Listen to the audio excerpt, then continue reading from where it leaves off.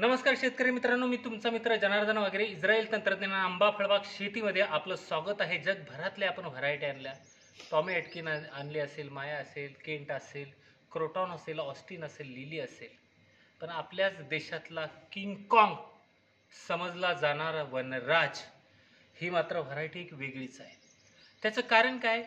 नेहमी जर आपण विचार केला की उन्हाळा आला, मे महिना आला की आपण चपाती बरोबर आमरस खातो आणि आमरसासाठी स्पेशल अशी एखादी व्हरायटी पाहिजे. जशी आपण कोकण रुची ही लोणच्यासाठी व्हरायटी आपण शोधून काढली. शोधून म्हणजे कोकण कृषी विद्यापीठाने शोधलेली, मी नाही. नाहीतर लगेच फेसबुकला आपल्याला ट्रोल करायला सुरुवात करतील लोक. तर अशीच एक व्हरायटी विद्यापीठाने शोधली होती, ती म्हणजे वनराज. त्याला आपण आपल्या महाराष्ट्रातला किंग कॉंग म्हटलं तरी हरकत नाही. खूप अशी मोठी व्हरायटी आणि वनराज नावाची व्हरायटी आहे. त्याच्यामध्ये आपण थोडे वेगळे प्रयोग केलेत.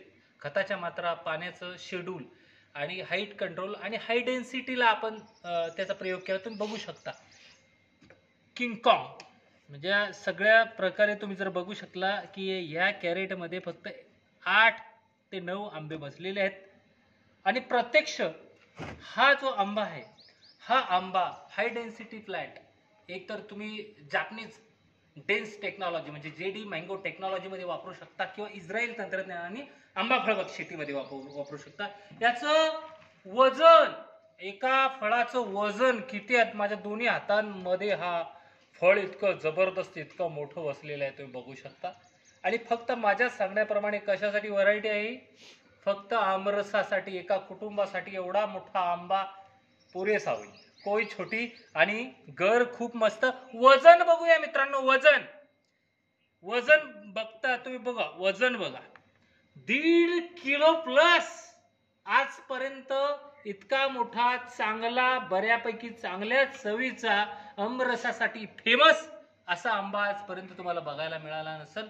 तो म्हणजे हा आपल्या बागेतला प्रत्यक्ष इतका मोठा आंबा, जो सर्वसाधारण 1.5 किलो प्लस म्हणजे 1 किलो 523 ग्रॅम भरलेला आहे.